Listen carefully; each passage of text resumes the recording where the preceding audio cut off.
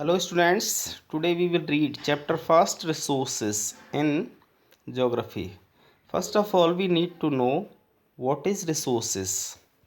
Everything we use in our daily life is called resource, such as table, furniture, book, and everything we use in our daily life. Utensils, food grain, clothes, everything is also called the resources. In this chapter, we will know about the resources and how many types of resources.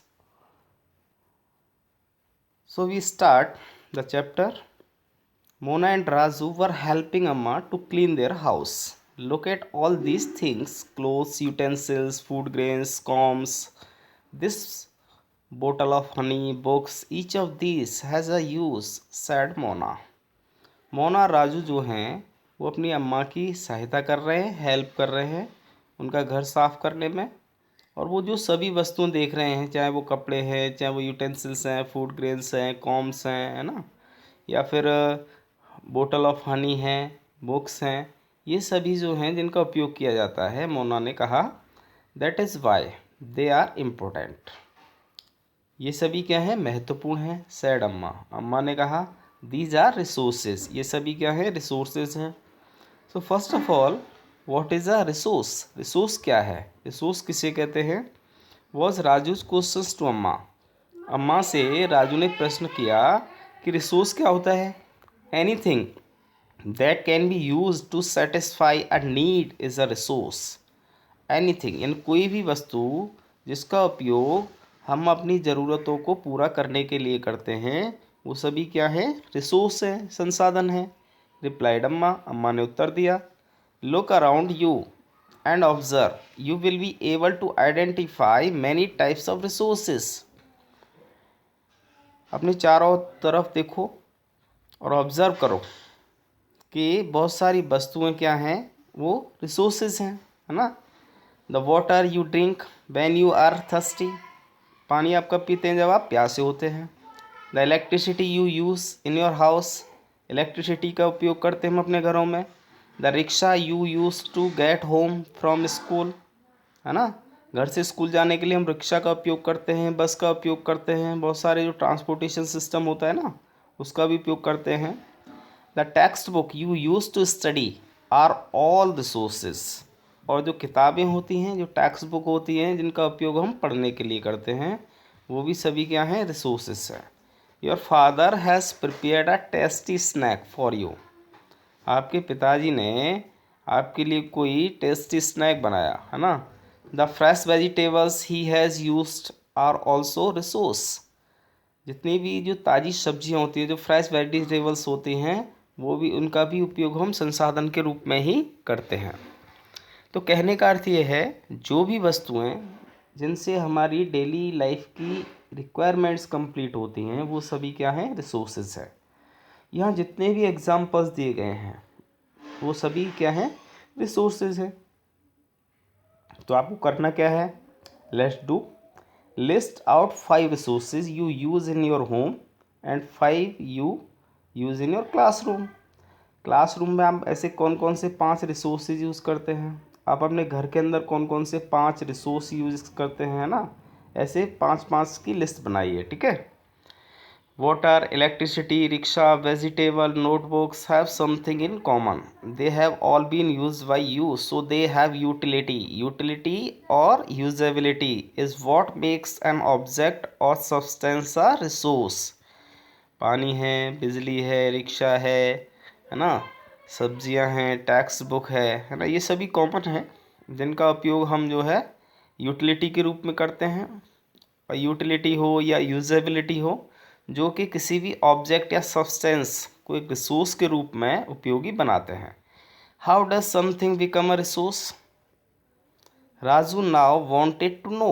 अम्मा told the children that things become resources only when they have a value.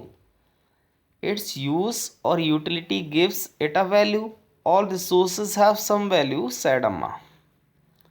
तो कैसे जो है ये resource useful होते हैं, तो राजू ने जानना चाहा। तो अम्मा ने कहा बच्चों से कि ये जो वस्तुएं हैं, जो भी वस्तुएं होती हैं जो कि हम संसाधनों के रूप में उपयोग करते हैं, उनकी भी एक वैल्यू होती है ना। और ये जो वैल्यू होती है जो कि हमें यूटिलिटी देते हैं, है ना। और हर एक यूटिलिटी का क्या होता है, एक वैल्यू होता है। और ये जो सभी संसाधन होते हैं उनका एक वैल्यू है। ऐसा अम्मा ने कहा, value means worth. Some resources have economic value, some do not. For example, metals may have an economic value. A beautiful landscape may not. But both are important and satisfied human needs. तो value का अर्थ क्या होता है, worth. कुछ ऐसे संसाधन होते हैं जिनका कि आर्थिक महत्व होता है, आर्थिक वैल्यू होता है, कुछ का नहीं होता है। उदाहरण के लिए जैसे मेटल्स होते हैं ना, तो उनका इकोनॉमिक वैल्यू होता है। या कोई ब्यूटीफुल लैंडस्केप होता है, उसका वैल्यू नहीं हो सकता है ना। लेकिन सभी क्या हैं, महत्वपूर्ण हैं, जो कि ह्यूमन लाइफ की नीड्स को कंप्लीट करते हैं, है ना, उनके लिए महत्वपूर्ण होते हैं। Some resources can become economically valuable with time. कुछ ऐसे संसाधन होते हैं जो कि आर्थिक रूप से समय के साथ महत्वपूर्ण होते हैं। जैसे कि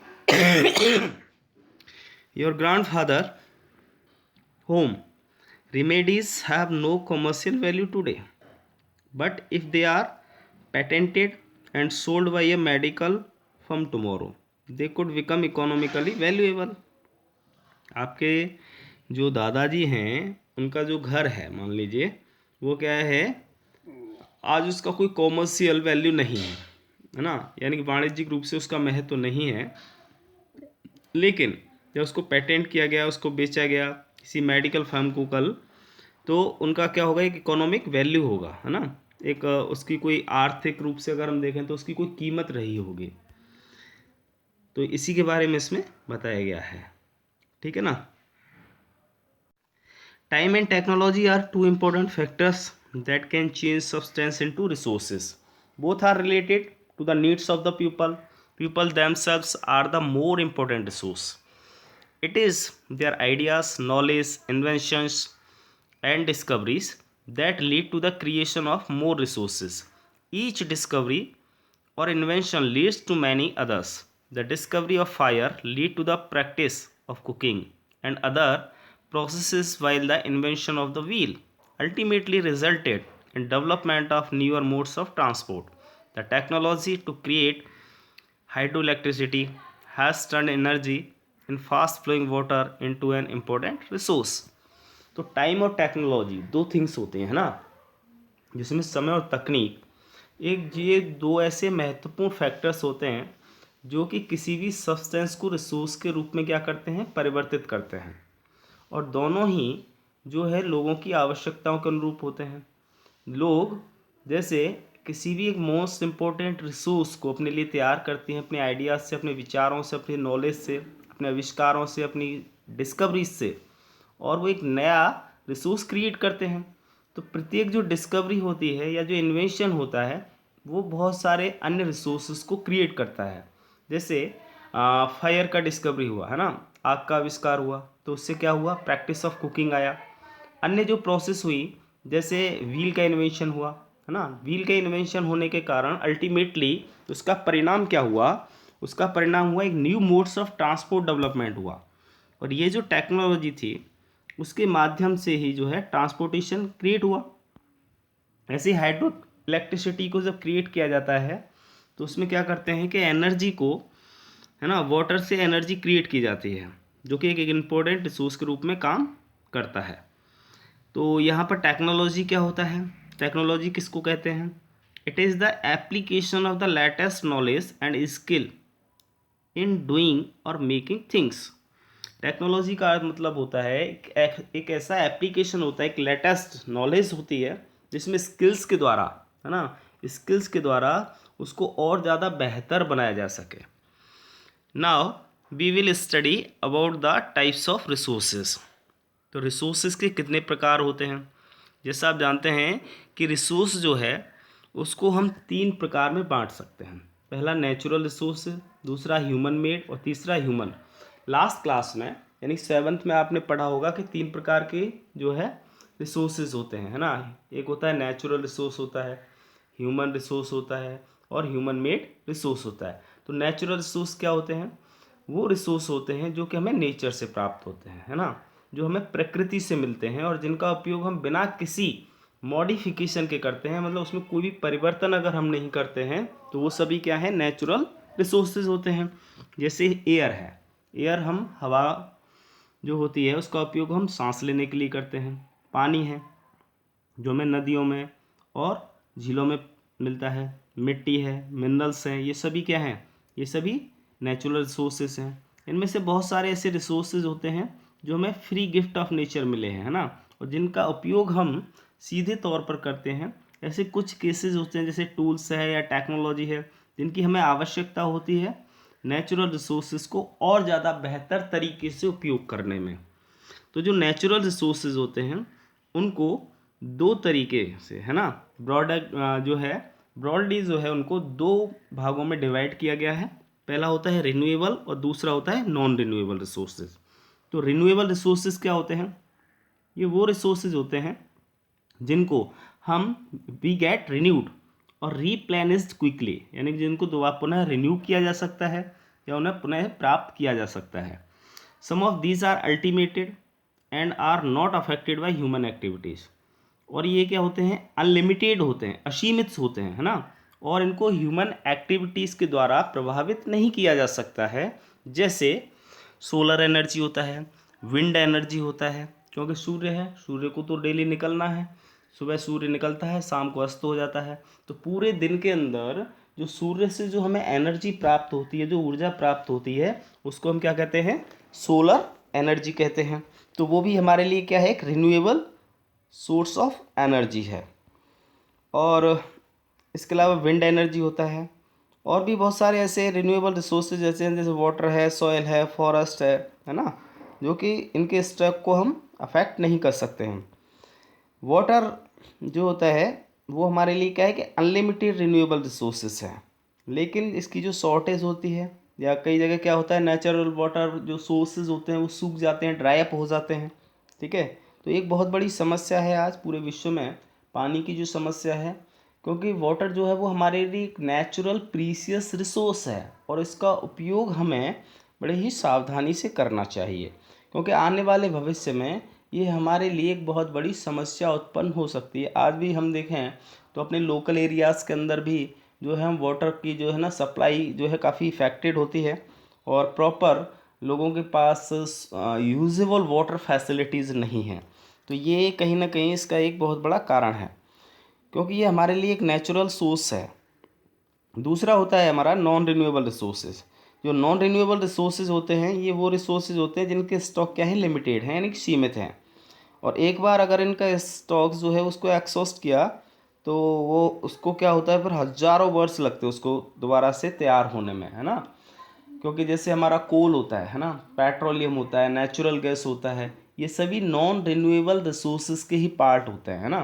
तो ये हमारे पास क्या है, ये लिमिटेड स्टॉक में है और इनकी मात्रा सीमित है।